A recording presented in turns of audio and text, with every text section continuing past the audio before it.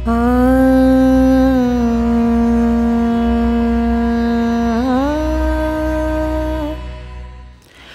মতে নর ও নারায়ণ হিমালয় তপস্যা করতে আসেন। তখন তারা এই বদ্রীক্ষেত্রকেই তাদের তপস্যার স্থান হিসাবে বেছে নেন। সেই সময় স্থানটি ছিল ঘন বাদাম গাছ, মানে যার নাম বদ্রী গাছ, তাই দিয়ে ঘেরা।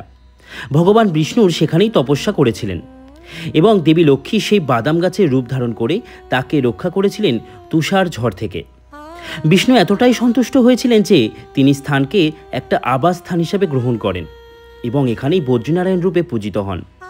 উত্তরাখণ্ডের চামোলি জেলায় অবস্থিত বদ্রীনাথ মন্দির হল ভগবান বিষ্ণুর আরেক রূপ, যা ভগবান বদ্রীনারায়ণকে উৎসর্গ করা হয়। অলকানন্দা নদীর তীরে অবস্থিত ভারতবর্ষের 4টি ধামের একটি পবিত্র ধাম এই বদ্রীনাথ মন্দির।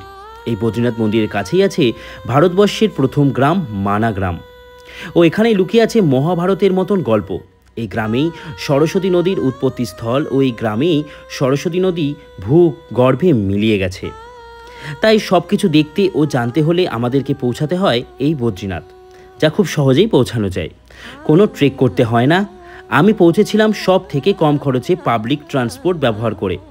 যারা গ্রুপে কমজন থাকবে তাদের জন্য এই ট্যুর গাইডটা আশা করি অনেক হেল্প হবে। তাহলে চলো শুরু করি কম খরচে এই ট্যুর গাইড। তাহলে চলো শুরু করা যাক এই বদ্রীনাথ যাত্রার ট্যুর গাইডের ভিডিও। আচ্ছা, প্রথমে তোমাদেরকে বলি, কেদারনাথ হোক বা বদ্রীনাথ হোক, তোমরা এই দুটো একসাথে করতে পারো। বা কারোর যদি বদ্রীনাথ আসার ইচ্ছা হচ্ছে, কেদারনাথ যাওয়ার ইচ্ছে আছে বাট কেদারনাথ যেতে পারছো না কারণ পায়ে ব্যথা হয়, তাই তোমরা 4 ধামের মধ্যে একটা ধাম এখানে এসে কিন্তু কমপ্লিট করতে পারবে। তাই জন্য তোমরা যদি আসো 4 ধামের মধ্যে একটা ধাম বদ্রীনাথ ধামে, সেক্ষেত্রে আমি বলবো যে বদ্রীনাথ ধাম এমন একটা জায়গা যেখানে আসলে কিন্তু যাদের পায়ে হাঁটার একটা প্রবলেম হয়, যারা তোমরা কেদারনাথে যাও, সেক্ষেত্রে এখানে কিন্তু সেই সমস্যাটা হবে না।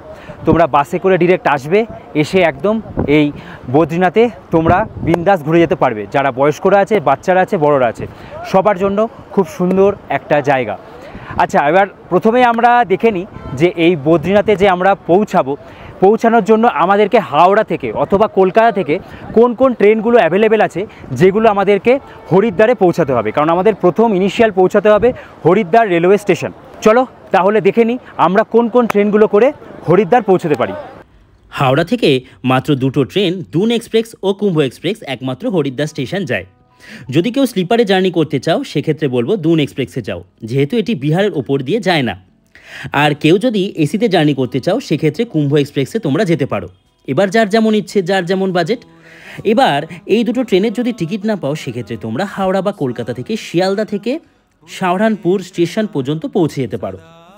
ওখান থেকে 60 কিলোমিটার দূরে হচ্ছে হরিদ্বার, যেটি সাহারানপুর থেকে বাসে করে তোমরা পৌঁছাতে পারো।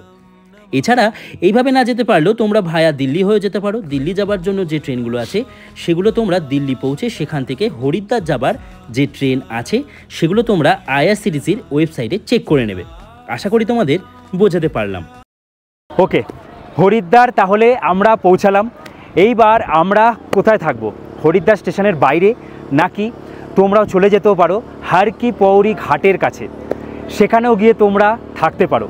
তাহলে চলো তোমাদেরকে দেখিয়ে দিই আগে স্টেশনের থেকে বাইরে বেরোনোর পরে তোমরা কোথায় হোটেল নিয়ে থাকতে পারো।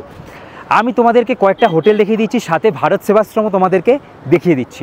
চলো তোমরা সেগুলো আগে দেখে নাও। এই যে হরিদ্বার স্টেশনের বাইরে বেরিয়ে হোটেল অশোকা। তো এখানে মোটামুটি যে ভাড়া, সেটা হচ্ছে 1000 টাকা থেকে 3000 টাকা পর্যন্ত, সিজন নন সিজনে ভ্যারি করে। এই এসছি হরিদ্বার স্টেশনের বাইরে অশোকা হোটেল। এই যে হরিদ্বার এসে এটা পুরো সিজন টাইম। আমি সত্যি বলছি অবাক হয়ে গেলাম এই ভারত সেবাশ্রম দেখে। এত পরিষ্কার পরিচ্ছন্ন হতে পারে কোনো একটা জায়গা, সত্যি আমি ভাবিনি, কারণ আমার কখনো ভারত সেবাশ্রমে থাকা হয়নি। আমি যেখানেই গেছি সেখানে কোনো না কোনো হোটেল নিয়ে থেকেছি বা যেভাবে হোক থেকেছি। এখানে আমি অবাক হলাম, 1000 টাকায় এসি রুম আর 500 টাকায় নন এসি। ঠিক করলাম 500 টাকায় নন এসিতেই থাকবো, যেহেতু 2 দিন থাকতে হবে। ভারত সেবাশ্রম সঙ্গে কোনো রকম অ্যাডভান্স বুকিং হয় না, এখানে অন স্পট বুকিং হয়। তাই যারা প্রথমে আসবে তারাই রুম পেয়ে যাবে।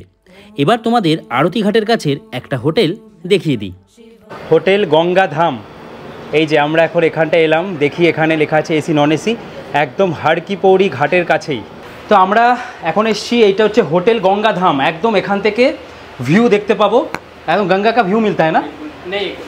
ব্যাক সাইডে মানে একদম পাশেই। এই হচ্ছে এই হোটেলের একদম ডিটেলস আমি দিয়ে দিলাম। আর মোটামুটি এখন তো আমাদের सीज़न स्टार्ट हो गया, अभी से सीज़न स्टार्ट हो गया, केदारनाथ का सीज़न लगभग यही जो लगभग लोग आते रहते, तो सीज़न में नॉन सीज़न में क्या रेट लगभग रहता है? যেখানে নন এসি হচ্ছে 1500, এসি হচ্ছে 2000 টাকা। এখানে এখন তোমরা এসে থাকতে পারো। ইনশাআল্লাহ এটা হচ্ছে 3 বেড। বাহ, বাথরুম। এই হচ্ছে পুরো টয়লেট ইন্ডিয়ান স্টাইল।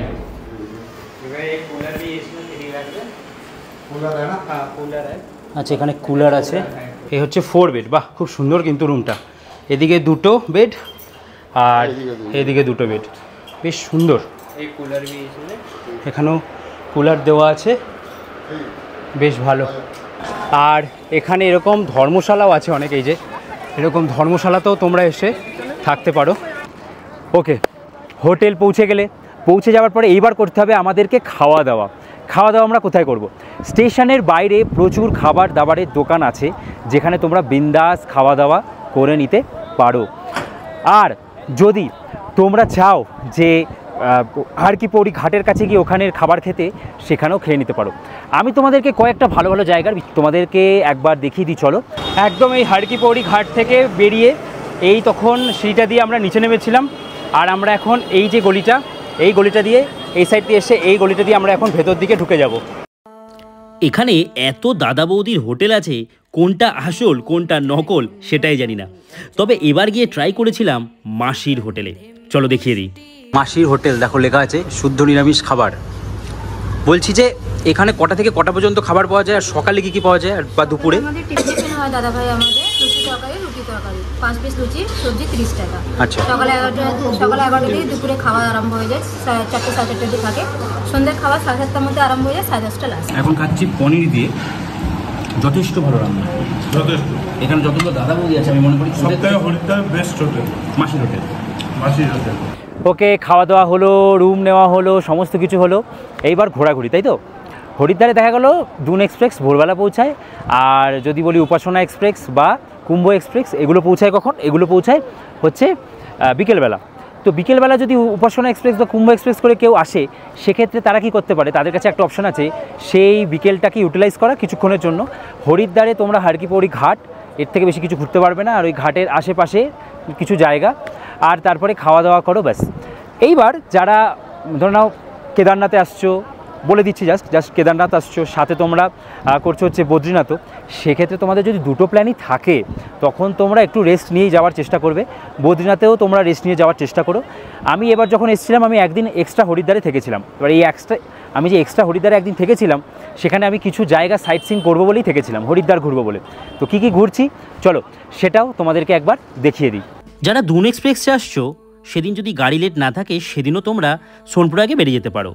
তবে সকাল সকাল হরিদ্বার পৌঁছালে তোমরা প্রথমে মায়াদেবী মন্দির, তারপরে 2 কিলোমিটার ট্রেক করে তোমরা পৌঁছে যাও মনসা দেবীর মন্দিরে। এরপরে তোমরা রোপওয়ে করেও চলে যেতে পারো এই মনসা দেবীর মন্দিরে। মনসা মন্দির ঘুরে তোমরা চলে যাও চণ্ডী দেবীর মন্দিরে। টোটো করে বা অটো করে 30 টাকায় মনসা দেবীর মন্দিরের সামনে থেকেই পৌঁছানো যায়। চণ্ডী দেবীতে তোমরা রোপওয়ে করে উঠতে পারো। আমরা শুধুমাত্র চণ্ডী দেবীতেই রোপওয়ে করে উঠেছিলাম। এই হচ্ছে রোপওয়ের চার্ট। এরপরে তোমরা ঘুরে এসে সন্ধেবেলার হারকি পৌড়ি ঘাটে তোমরা আরতি দেখো, আর তারপরে খাওয়া দাওয়া করে আবারও চলে আসো রুমে। হরিদ্বারে কি কি ঘুরবো তাই নিয়ে আমার ট্যুর গাইড দেওয়া আছে। যদি হরিদ্বারে আরও কিছু ঘোরার বা দেখার ইচ্ছে হয়, তোমরা অবশ্যই গিয়ে আমার চ্যানেলে দেখতে পারো। ওকে, এইবার আমাদের হচ্ছে গিয়ে হরিদ্বারে সমস্ত কিছু করা হয়ে গেল, ঘোরাঘুরি সমস্ত কিছু কমপ্লিট হয়ে গেল। হরিদ্বারে ঘোরাঘুরি কমপ্লিট হওয়ার পরে এইবার আমরা কি করব? এইবার আমাদের পরের দিন হচ্ছে বাস করতে হবে। হরিদ্বার থেকে ডাইরেক্ট কেদারনাথ বদ্রীনাথের বাস ছাড়ে। যে তোমরা এবার কি করবে? তোমরা হচ্ছে গিয়ে যখন আসছো, এখানে যখন তোমরা আসছো, তোমরা চেষ্টা করবে যে বাসের টিকিটটা অনলাইনেও বুক করে রাখার, অথবা খুব ভোরে মানে 4টে-5টা নাগাদ গিয়ে স্টেশনের বাইরেই ওখানেই দেখবে ওরা চেঁচাচ্ছে যে বদ্রীনাথ বদ্রীনাথ বদ্রীনাথ করে। তো স্টেশনের বাইরে বেরিয়ে এসে বাস স্ট্যান্ডের কাছে গেলেই তোমরা বদ্রীনাথের বাস পেয়ে যাবে। এছাড়া অনলাইনে যারা বুক করবে করে নিতে পারো। আর রিজার্ভ করলে মোটামুটি 6-7 হাজার 8 হাজার টাকা নেয়। আর শেয়ারিং যদি তোমরা করতে চাও শেয়ারিংও অ্যাভেলেবেল আছে। শেয়ারিংয়ের জন্য তোমরা চেষ্টা করবে যে আগের দিন যখন পৌঁছাচ্ছ সেদিনকার একটু বিকেলবেলাটা দেখে নিতে যে কোথায় শেয়ারিং বাগেরা পাওয়া যায়। শেয়ারিং মোটামুটি নিয়ে থাকে 1000 টাকার কাছাকাছি, কারণ প্রায় 200-250 কিলোমিটারের কাছাকাছি রাখি রাস্তা। এই হচ্ছে ব্যাপার। তোমরা ঘুরলে ঠুললে সমস্ত কিছু করলে, এরপরে বাসে করে বেরিয়ে পড়লে তোমরা কোথায়? বদ্রীনাথের উদ্দেশ্যে। ওকে, বদ্রীনাথে পৌঁছালাম। বদ্রীনাথে পৌঁছে এইবার আমরা বদ্রীনাথে হোটেল কোথায় নেব, তাই তো? বদ্রীনাথে আমরা হোটেল নেব হচ্ছে হয় ভারত সেবাশ্রম, আরও কয়েকটা হোটেল, চলো তোমাদেরকে দেখিয়ে দিই। একদম চলে এসেছি ফুল জোশের সাথে বদ্রীনাথ ধামে। আর তোমাদেরকে যদি বলে দিই, এখন ওয়েদার চলছে, আমি চেক করলাম 4 ডিগ্রি সেন্টিগ্রেড, সাথে চলছে বৃষ্টি। আর এই ছিল আমাদের বাস থেকে নেমে আমরা এখন এখানে চলে এসেছি। এই হচ্ছে ভারত সেবাশ্রম সংঘ, ভাবছি এখানেই থাকবো বৃষ্টির মধ্যে ভিজতে ভিজতে। বাপ রে বাপ, এই যে ভারত সেবাশ্রম সংঘ। এইবার দেখো যে আমি কোন জায়গাতে আছি। ইয়েস, আমি ঠিক এরকম একটা জায়গাতে আছি। আর একবার লোকেশনটা দেখো কোথায় আছি। ওহো হো হো, পুরো পাহাড়ের মাঝখানে। আর এখন আমি ফ্রেশ হয়ে এক্ষুনি বেরিয়ে যাব বদ্রীনাথ মন্দির দর্শন। এই ঘর দেখো না, একদম ভারত সেবাশ্রম একদম আমরা কি করে রেখেছি দেখো, পরিষ্কার ঘরকে অপরিষ্কার করে রেখেছি। থেকে দেখো কিছুটা ভিউ হচ্ছে এরকম। এই যে ভারত সেবাশ্রম, ভালো লাগে কিন্তু বাঙালি হয়ে যখন ভারতবর্ষের বিভিন্ন জায়গায় গিয়ে ভারত সেবাশ্রম বিশেষ করে বাংলা লেখাটা দেখি তখন কিন্তু খুব সুন্দরই লাগে। আর এখন আমরা এদিক দিয়ে যাব বা এদিক থেকেও যাওয়া যায়। এই জায়গাটায় প্রচুর হোটেল আছে, হোটেল হিমগিরি। এই যে হোটেলটা আচার্য সদন, তো এই দেখো এরকম কিছুটা। আর এখান থেকে মন্দির হচ্ছে ঠিক এরকম জায়গাতে, হেঁটে 200-300 মিটার দূরত্বে। আর চলো তোমাদেরকে একবার দেখিয়ে দিই এই হোটেলে ঠিক কেমন টাইপের রুম পাওয়া যাবে। এই হোটেলে এসেও তোমরা কিন্তু থাকতে পারো। তো এখন এলাম আমি আচার্য সদন, একদম মন্দিরের কাছেই। মন্দির এখান থেকে একদম 300-200 মিটার দূরে। চলো তোমাদেরকে আচার্য সদনের একটা রুম দেখিয়ে দিই ঠিক কেমন হয়। এই হচ্ছে আচার্য সদন, 204 নম্বর রুম।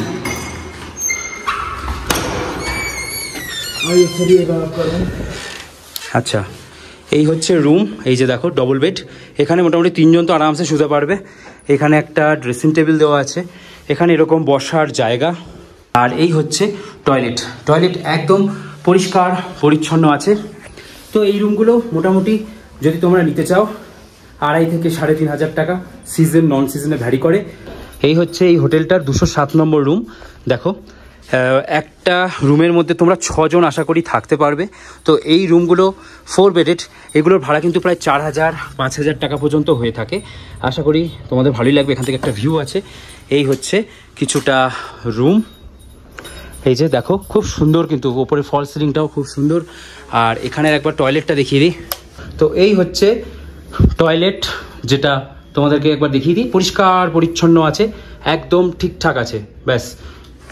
তো তোমরা এই হোটেলে যদি থাকো, হোটেল ভেঙ্কটেশ, নাম্বার আমি দিয়ে দিলাম। এই হোটেলে তোমাদের মোটামুটি যে রেন্ট পড়বে ডাবল বেডের 2,000 থেকে 2,500 টাকা। নন সিজনে আর একটু কম থাকে। তোমরা অবশ্যই কন্ট্যাক্ট করে নেবে। নন সিজন মানে যখন এই টাইমে যখন এখানে বৃষ্টির টাইমটা হয় তখন। তবে সিজন টাইমটা আমি একবার বলে দিই। সিজন টাইম মানে বদ্রীনাথে হচ্ছে এই যে শুরু হলো এখন থেকে 2 মাস, আর লাস্টের 3 মাস এরকম, বা লাস্টের 2 মাস, মাঝখানে 2 মাস হয়তো নন সিজন টাইম থাকে। তো এরকম হচ্ছে কিছুটা এখানের সিস্টেম, কারণ বৃষ্টিতে অনেক মানুষই অ্যাভয়েড করে। তো এই হচ্ছে ইন্ডিয়ান অয়েলের পেট্রোল পাম্প। এইখানে হচ্ছে ভারত সেবাশ্রম।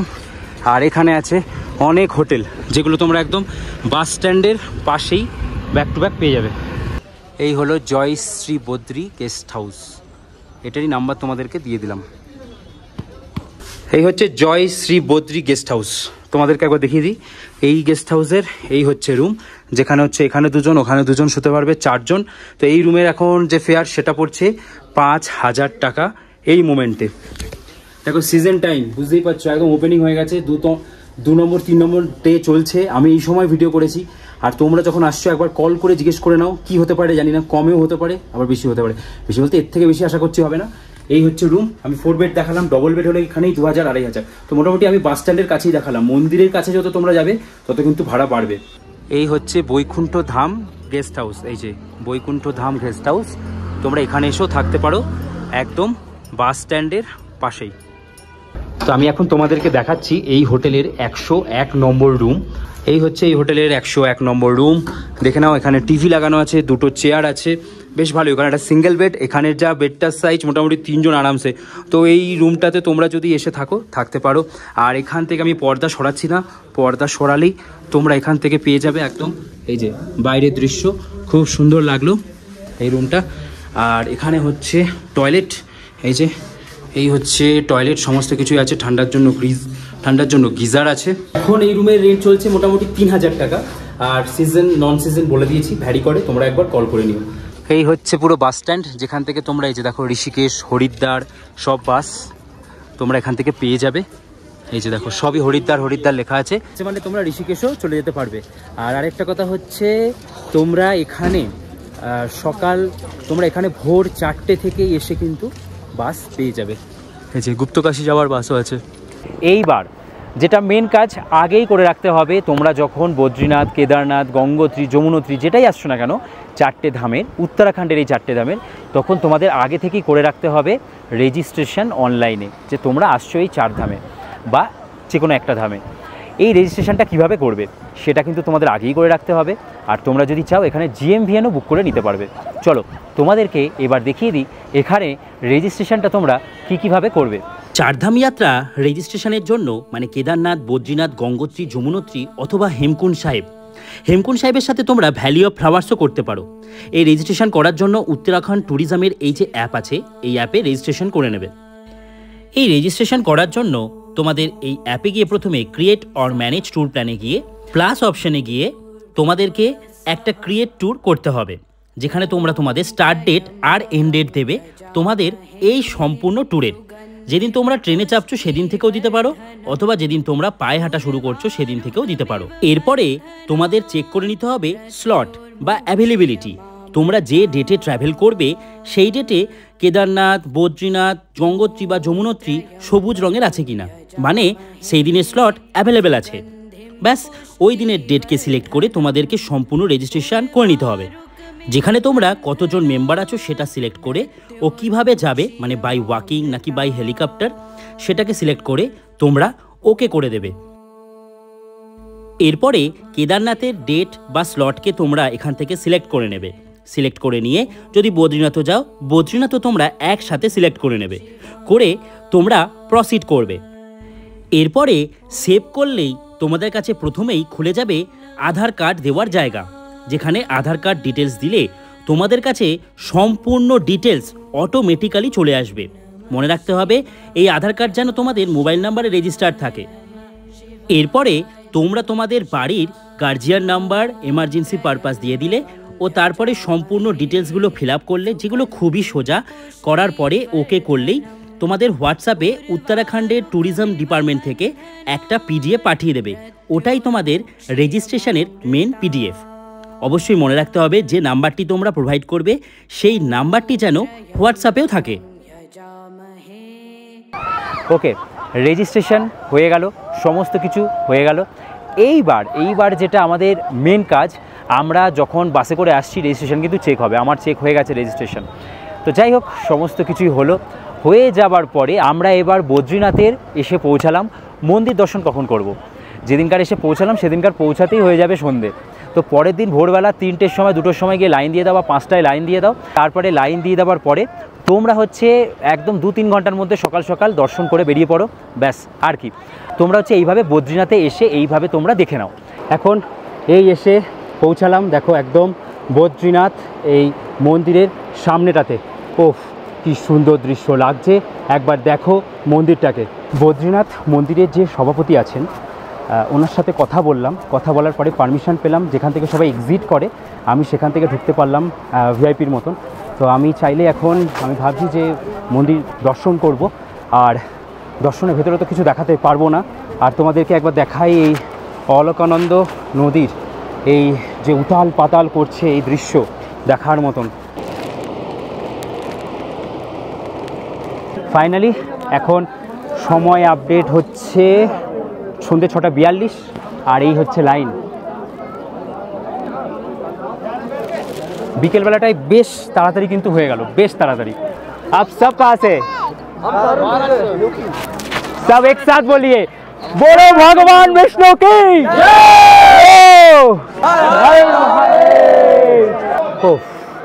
জাস্ট ভিউ দেখো এখান থেকে, এই বদ্রীনাথ মন্দিরের ভিউ কি সুন্দর লাগছে এখান থেকে, সত্যি দুর্দান্ত দুর্দান্ত। ভালো ব্যাপার হলো ভগবান বিষ্ণুর প্রসাদ পেয়েছি এখানে, আর একদম যে মেন গর্ভগৃহ যেখানে মেন পুজো করা হয় সেখান থেকেই প্রসাদ পেলাম। সত্যি একদম সামনে থেকে খুব সুন্দরভাবে দর্শন করেছি। মানে পুরো মন্দিরটার ভেতরে বিভিন্ন দেবদেবীর মূর্তি কিন্তু আছেই, আর বিভিন্ন মন্দিরগুলোও কিন্তু আছে। খুব খুব খুব সুন্দর করে সাজানো গোছানো একটা মন্দির, যা দেখো এখান থেকে যে খুব সুন্দর লাগছে। এইবার বদ্রীনাথে যে পৌঁছেছো, বদ্রীনাথে পৌঁছানোর পরে তোমরা খাওয়া দাওয়া কোথায় করবে? কোনো চিন্তা নেই, খাবার দাবার এখানে একটু রিজনেবল প্রাইস, কেদারনাথের থেকে দাম কম। মানে ওই যেমন আমাদের হরিদ্বারে যেমন দাম সেরকম দামই হচ্ছে বদ্রীনাথে মোটামুটি। তো আমি যা বাজেট হিসাব করলাম যে এক একজনের 3000 টাকায় স্লিপারে করে এসে আবার 3000 টাকায় তোমরা চলে যেতে পারবে। এরপরে কী করবে, যেদিনকার বদ্রীনাথে দর্শন করছো সেদিনকারই সারাদিন আসো বদ্রীনাথেও চারিপাশে 2-1টা জায়গা ঘোরার আছে। চলো কী কী জায়গাগুলো ঘুরে দেখে নেওয়া যায় সেগুলো আগে তোমাদেরকে দেখিয়ে দিই। ভারত সেবাশ্রম সংঘ, সবাই মিলে বেরিয়ে পড়লাম আরও একটা নতুন জার্নি বলতে এখানেই সব কটা জায়গা। তো আস্তে আস্তে আমরা এখন এই জায়গাগুলো ঘুরে দেখব, দেখি কিভাবে যাওয়া যায় মানাগ্রামে পৌঁছাই, তারপরে তার আগে করে নেবো খাওয়া দাওয়া সকালের।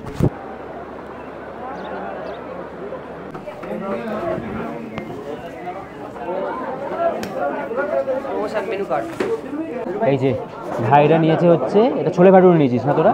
তো এরকম ছোলে ভাটুরে দুটো বেশ বড় বড়ই আছে, এখানে নিল হচ্ছে 100 টাকা।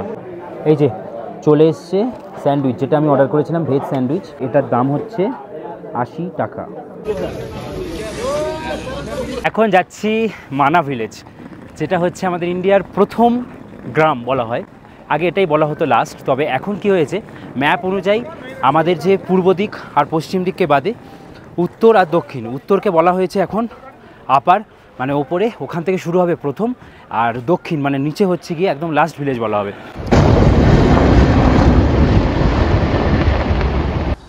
হেঁটেই চলে এলাম, একদমই কিন্তু কাছেই।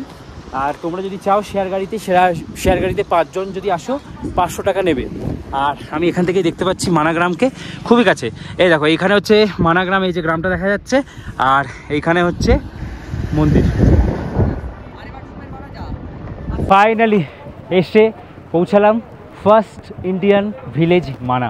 এটাই আগে লেখা ছিল লাস্ট ইন্ডিয়ান ভিলেজ, বাট যেহেতু এটা ওপর দিক থেকে আমাদের ম্যাপ হিসাবে দেখা হয়, তাই এটাই এখন হচ্ছে ইন্ডিয়ার প্রথম ভিলেজ মানা হয়। আমাদের নতুন টেস্টার প্রীতম দা সেট করে দিয়ে আগে নতুন একটা জিনিস, এটা হাসি বদ্রীনাথে সামনে নতুন জিনিস ট্রাই করতে। জয় বদ্রীনাথ, জয় বদ্রী। ভয় লাগছে সামনে দেখিয়ে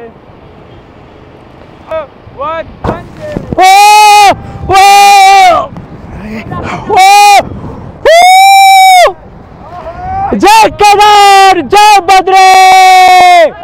দারুণ লেগেছে, দারুণ দারুণ। যাই হোক ব্যাপক মজা করলাম কিন্তু আমরা এই রকেট জাম্পিং এ, সেরা ছিল, সে মজা এসে গেছে জাস্ট।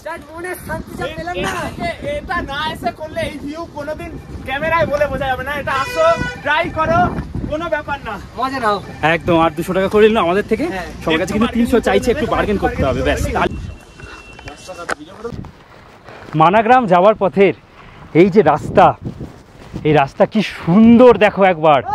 এখান থেকে আমরা ঢুকবো এই মানা গ্রামে।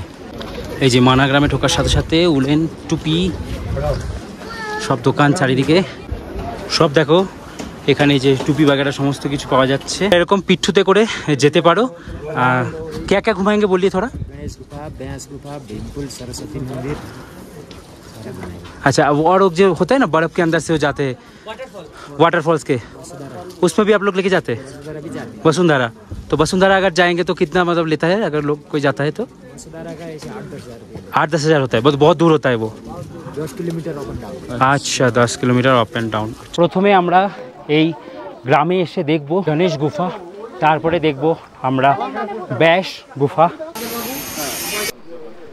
এই এসে পৌঁছালাম আমরা গণেশ গুহার সামনে। কি সুন্দর লাগছে দেখো এই গণেশ গুহাকে। এখন আমরা এসে পৌঁছালাম, এই হচ্ছে ব্যাস গুম্ফা। এই যে সামনে বিভিন্ন সব মুনিরা 2023 সাল পর্যন্ত এটা 5330 বছর পুরনো ছিল, এখন সেটা 5332 হয়ে গেছে। এখানে বসেই বেদব্যাস 18টি পুরাণ, ব্রহ্মসূত্র আর 4টে যে বেদ আছে এগুলো উনি এখানে বসেই লিখেছিলেন। পুরো পাথরটাকে দেখলেই কিন্তু বোঝা যাচ্ছে যে কেমনভাবে এই পাথরটা, সত্যি এই পাথরটার কথাই বলছিলাম, মানে দেখো পুরো পাথরটাকে দেখেই কিন্তু বোঝা যাচ্ছে যে পেপার, মানে পুরনো যে প্রাচীন যে পুরাণ হয়, বিভিন্ন গ্রন্থলিপি হয়, সেগুলোতে যেমন পেপারগুলো ঠিক থাকে, ঠিক সেরকম পুরনো হয়ে গেছে মনে হচ্ছে। এটা হচ্ছে এই পাড়ের ভারতবর্ষের প্রথম চায়ের দোকান, আর ওইদিকে ছিল আরেকটা। দেখো কি সুন্দর এই জায়গাটা, দেখো এই হচ্ছে ভীমপুল। আমি কিন্তু ওপর থেকে বুঝতেই পারিনি যে নিচে একটা এরকম বড় পাথর আছে। পৌরাণিক মতে মনে করা হয় পাণ্ডবরা যখন এই জায়গাটা ক্রস করে যাচ্ছিলেন, সবাই ক্রস করে গেলেও দ্রৌপদী ক্রস করতে পারছিল না। ঠিক তখন ভীম একটা বড় শিলা এই জায়গাটায় ঠেলে ফেলে এরকম একটা রাস্তা তৈরি করে ফেলে। তারপর থেকেই এই জায়গাটার নাম হয়ে যায় ভীমপুল। এই হচ্ছেন বেদব্যাস, আর এখানে হচ্ছে সরস্বতী ঠাকুরের একটা মূর্তি আছে, আর এখানেই হচ্ছে এই যে সরস্বতী মায়ের সরস্বতী নদী, আর এখানে দেখো এই যে রামধনু হয়েছে। বলা হয় উৎপত্তি স্থল যে কোথায় সেটা আজ পর্যন্ত মানুষ জানতে পারেনি। গুগলে সার্চ করলে এই জায়গাটারই ছবি বিশেষত দেখতে পাওয়া যায়, আর কোথা থেকে যে জলটা আসছে সেটাও আজ মানুষ জানে না। কিন্তু পাণ্ডবরা নাকি এখান থেকেই স্বর্গের রাস্তা ধরে গেছিলেন। হ্যাঁ, আর এই ভীমশিলাটার এটার মতনই দেখতে। কেদারনাথে মন্দিরের পেছনে মন্দিরকে রক্ষা করেছিল বলে কেদারনাথ মন্দিরের পেছনে ওই শিলাটার নাম দিয়েছিল ভীমশিলা। আমার ভিডিওতে এই প্রথম অলকানন্দ আর সরস্বতী আর এরকম একটা সঙ্গমে একদম দাঁড়িয়ে, এখন পুরো এই সঙ্গমে বসে আছি একদম। দেখো এখান থেকে আসছে সরস্বতী নদী আর এখান থেকে আসছে অলকানন্দ। এই যে এই ঠাকুমার থেকে আমরা এই কী নিলাম দেখাচ্ছি। আমার একটা মোজা খুব ভালো লাগলো, এই যে এই মোজাগুলো নিলাম যেটা 100 টাকা নিল, আর এই টুপি নিলাম যেটা 150 টাকা নিল, খুবই ভালো লাগলো। ওকে, বদ্রীনাথ খুব ভালো মতন ঘোরা হয়ে গেল, আর কিছু দেখার নেই। সন্ধ্যাবেলায় চলে যাও, সন্ধ্যাবেলায় গিয়ে তোমরা আবার আরতি দর্শন করো ভেতরে ঢুকে, অথবা সন্ধ্যাবেলার যে লাইট জ্বলে মন্দিরে সেটা কিন্তু অভূতপূর্ণ সুন্দর লাগে। মন্দিরের সামনে যে তপ্তকুণ্ড আছে ওখানে স্নান করতে পারো, প্রচুর গরম জল হয় ওখানে। এছাড়া আছে একটা শিব মন্দির। তো এই ব্যাস এগুলোই তোমরা দেখলে, দেখে টেকে সন্ধ্যাবেলা হোক রাতে হোক যখন হোক, ব্যাস চলে এলে আবারও হোটেলে, সমস্ত কিছু দেখা হয়ে গেল। এইবার হচ্ছে পরের দিন সকালবেলা আবার বেরিয়ে যাওয়ার পালা। অনলাইনে বাস বুক না করলেও হবে, তোমরা বাস স্ট্যান্ডে গিয়েই বাস কিন্তু পেয়ে যাবে। খুব তাড়াতাড়ি ভোরবেলা বেরিয়ে যাও আর গিয়ে পেয়ে যাবে বাস, আর সেই বাসে করে সোজা চলে যাও একদম হরিদ্বারের কাছে। আচ্ছা, এবার আমরা হরিদ্বারে যেদিনকার পৌঁছাচ্ছি সকালবেলা বাসে করে, সেদিনকারই হরিদ্বারে রাত্রেবেলা তোমরা করে রাখবে যে কোনো একটা ট্রেন, দুন হোক উপাসনা হোক। ব্যাস আমরা শান্তি মতন বাড়ি পৌঁছে গেলাম। এইবার দেখে নেওয়া যাক বদ্রীনাথের এই ট্যুরটাতে আমার কলকাতা থেকে এই পর্যন্ত বাড়ি পৌঁছানো পর্যন্ত কত টাকা খরচ হতে পারে। চলো আমি তোমাদের একটা ফ্যামিলি ট্যুর হিসাবে দেখিয়ে দিই যে কেমন খরচা হতে পারে। এবার দেখে নিই এই বদ্রীনাথ ট্যুরে কত খরচ হবে 3 জনের। হাওড়া থেকে হরিদ্বার পর্যন্ত ট্রেনের খরচ আপ ডাউন নিয়ে হবে 3750 টাকা। হরিদ্বারে হোটেল খরচ হবে 700 থেকে 1000 টাকা। হরিদ্বার থেকে বদ্রীনাথ যাওয়ার খরচ 1200 টাকা বাসে, 3 জনের 3600 টাকা। বদ্রীনাথে থাকার খরচ দুদিন 1000 টাকা করে 2000 টাকা। মানাগ্রাম ঘোরার খরচ 200 টাকা, আপ ডাউন নিয়ে 400 টাকা। পুজোর সামগ্রী কেনার খরচ 200 থেকে 300 টাকা। বাসে করে ফেরার খরচ 1200 টাকা করে, 3600 টাকা 3 জনের। খাবার ও অন্যান্য খরচ হবে 3000 টাকা। এই ট্যুরে 3 জনের সম্পূর্ণ খরচ 17650 টাকা। তাহলে একজনের সম্পূর্ণ খরচ হচ্ছে 5883 টাকা। ব্যাস তোমরা খরচা তাহলে দেখে বুঝে নিলে। আশা করি তোমাদের সমস্ত ডাউট আমি ক্লিয়ার করে দিতে পারলাম। চলো আজকের মতন এই ভিডিওটাকে এখানেই শেষ করি। তোমরা ভালো থাকো, খুব ভালো থাকো, আরও ভালো থাকো। দেখা হচ্ছে পরের ভিডিও। চলো তাহলে বাই, আর আমার সাথে একসাথে বলো বাবা বদ্রি কি জয় হো। চলো।